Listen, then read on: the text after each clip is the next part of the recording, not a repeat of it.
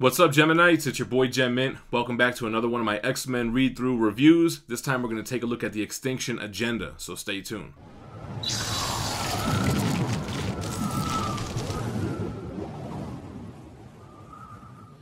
Alright guys, before we get started, go ahead and hit that subscribe button down below and hit the notification bell so that you're notified every time I release a new video. Alright, Gene Jokes, I want you to file in line on the way to the Gene Engineer so he can reformat you to be a productive member of this great Genosha society. We're going to make Genosha great again. Alright, so basically, the X-Men here are up against General Cameron Hodge. Cameron Hodge is a little bit upset with mutants ever since Archangel cut his head off, forcing him to be a cyborg spider-type creature. Somehow he's brainwashed the president of Genosha to basically capture mutants, mind wipe them, and make them mutates so that they can help advance the city of Genosha. It kind of feels like the X-Men animated series borrowed from this storyline, except they did it in the Savage Land with like power dampening collars. But it's the same basic concept from X-Tinction Agenda. This is a X team-up storyline that has the hero team, X-Factor, with the outcast team, X-Men, and the new youngin team, the New Mutants. So we get tie-ins from all of these ongoing titles, and it's kind of like the big first event with all three of them. Genosha's army, the Magistrates, are basically following the orders of Commander Cameron Hodge. He's a little bit crazy. He gets crazier as the story progresses, but they're kind of the muscle behind him. He's super powered. His big spider-like mojo type suit is kind of invulnerable to like all the mutant powers, you know, conveniently for the story. And he can phase through walls, and Cyclops' optic blast don't hurt him.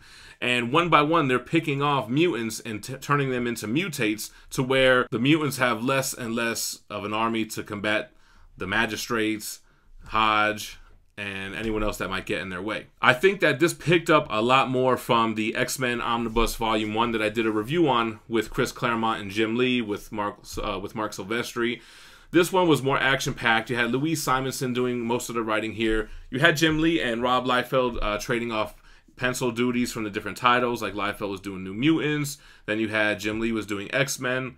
And I forget who was doing X-Factor. The problems I had with that other omnibus were not in this book at all. There were not tons of pages of dialogue from side characters that didn't matter. This was full-blown action the whole time, or you had stuff on the panels that actually progressed the story further. I thought there were some really cool relationships in this book. I feel like nobody really talks about it, but Gambit and Storm had a really tight relationship, and you got to think about it. Like, Storm is the only X-Men that Gambit knew. They met each other in X-Men 266, and then they had issue 267, and then boom, right into this event. So Gambit's over here like, yo, where's Stormy at? Like, that's all he cares about because that's his partner.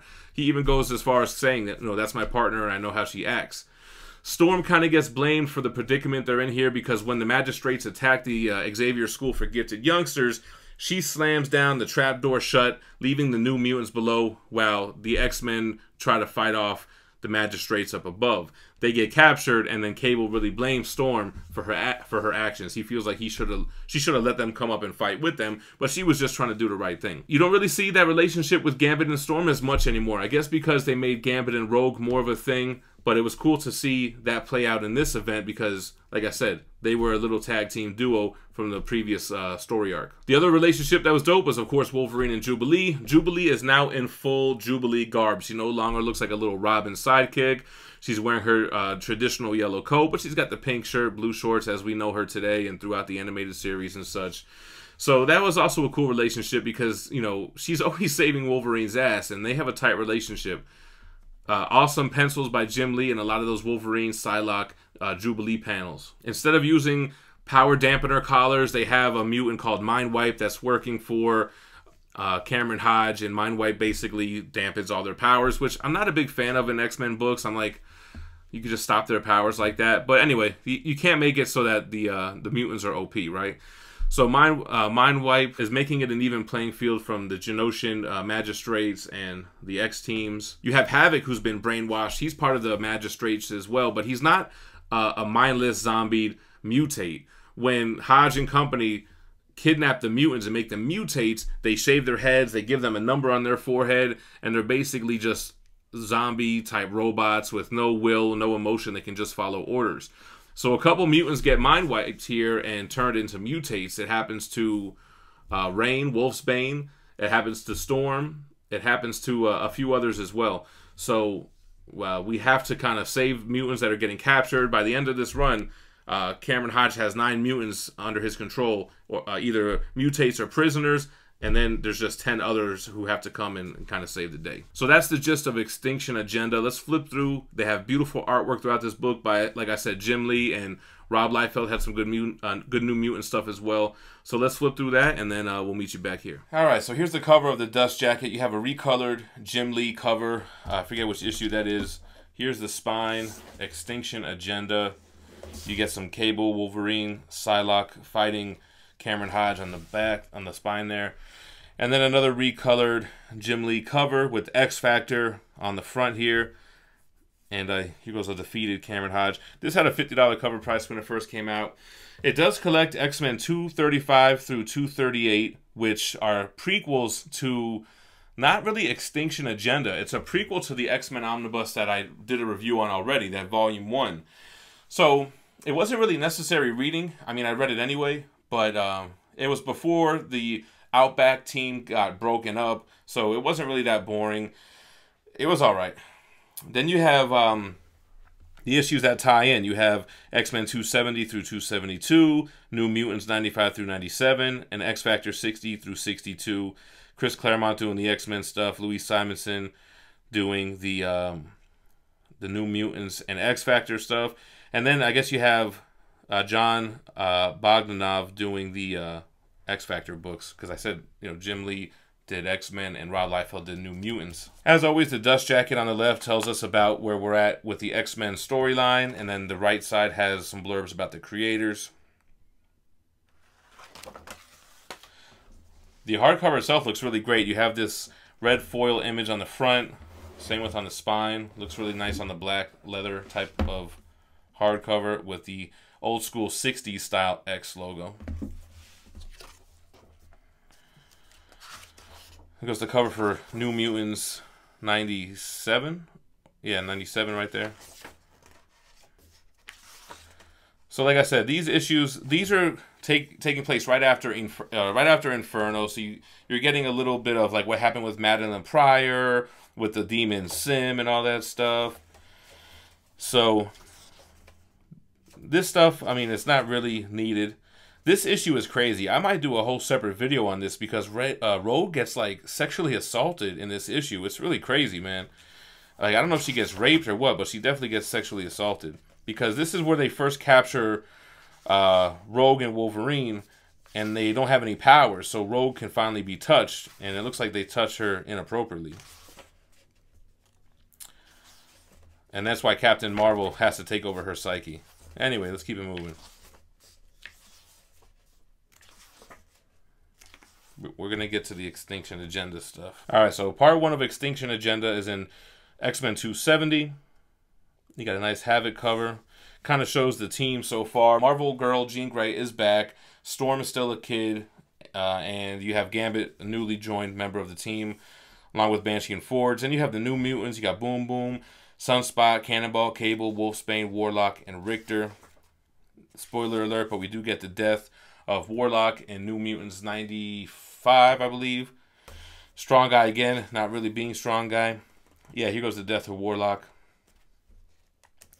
Here goes a mutate. So it's a mutant that has been taken over by Cameron Hodge. It's basically a mutant slave.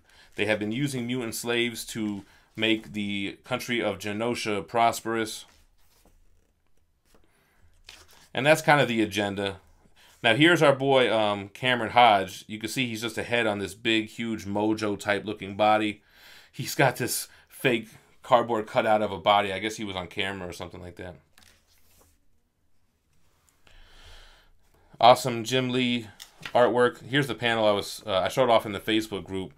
Just an awesome looking panel. I really love how Jim Lee does Wolverine. Jubilee, this is when she started taking her traditional form. Same with Psylocke. I just think that these Jim Lee panels look great. And as I'm flipping through these pages, notice how it's different than that X-Men Omnibus as far as a bunch of pages with like side characters. Like these pages, that's a badass Wolverine. These pages are all dope. Archangel was a total badass in this. Cable was dope. The only thing about these books that I wanted to mention in the last review that I didn't is that I don't think these were really meant for binge reading. These feel better as a book that would come out every 2 weeks or once a month, because they are chock full of content, dialogue, pages. It feels like it takes forever to read one of these issues, which I think it's only 20-something pages, but it still just feels like it takes much longer to read than a modern comic. Cameron Hodge was a little bit overpowered, but it was worth it for the big event. At first, I thought he was going to be a lame villain. I thought the villains were going to all be lame. Okay, the magistrates, it's just another Reavers, it's just another government-type military enemy. But this one was actually way better. You do get some cool recolored artwork in the back. Here's that same cover that's on the back of the dust jacket right here. They have a lot of the second printings. I don't know why they put this one in the back, because they put a lot of them in the front. Here, I'll show you. So, like, yeah, here's the second printing cover of X-Tinction Agenda 1. They put it at the back of the issue. Then you have some trade paperback covers. Pages that were added to the trade paperbacks. Alright, that's pretty much it.